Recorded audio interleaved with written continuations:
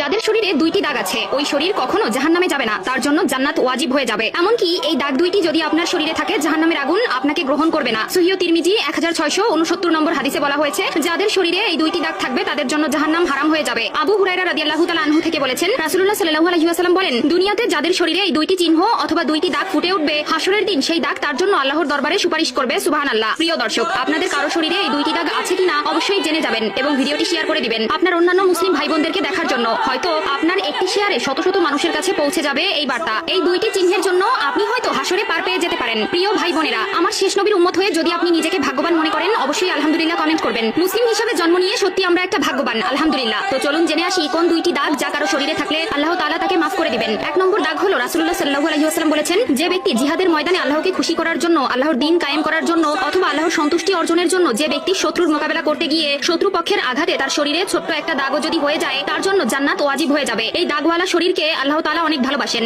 এই দাগ থাকার কারণে কিয়ামতের ময়দানে আল্লাহ তাআলা তাকে জান্নাতে দিয়ে দিবেন। প্রিয় ভাইয়েরা আমার, আল্লাহর দ্বীনকে কায়েম করার জন্য যাদের শরীরে বিন্দু পরিমাণ দাগ হয়েছে তারা কতই না সৌভাগ্যবান। আল্লাহ আপনাকে জান্নাতি হিসেবে মনোনীত করেছে বলেই আপনার শরীরে এমন দাগ হবার সুযোগ এসেছে। দুই নম্বর দাগ হলো ফরজ ইবাদত। ফরজ ইবাদতের মধ্যে যদি কোনো একটি দাগ তার শরীরে দেখা যায় তাহলে তার জন্য জান্নাত ওয়াজিব হয়ে যাবে। যেমন যদি কোনো ব্যক্তি নামাজ পড়তে পড়তে দাগ করে ফেলে, যদি আপনার হাঁটুতে, আপনার কপালে, আপনার পায়ে দাগ হয়ে যায়, বুঝে যাবেন আল্লাহ তাআলা আপনার জন্য সুসংবাদ দিয়েছে। তবে এখানে একটি বিষয় হলো, লোক